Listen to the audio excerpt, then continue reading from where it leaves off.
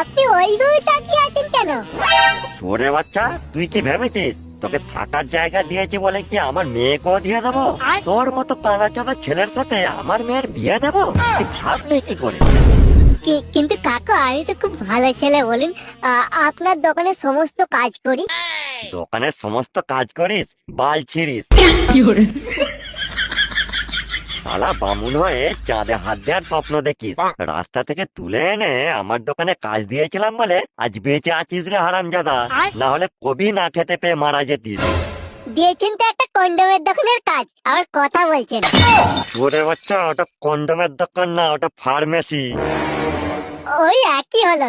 কোনোদিন তো লাউড়া ঔষধ বিক্রি করতে দেখলাম না, খালি বিক্রি হয় স্ট্রবেরি আর ম্যানফোর্ড। বেরিয়ে যাস ওরে বাচ্চা আমার ঘর থেকে।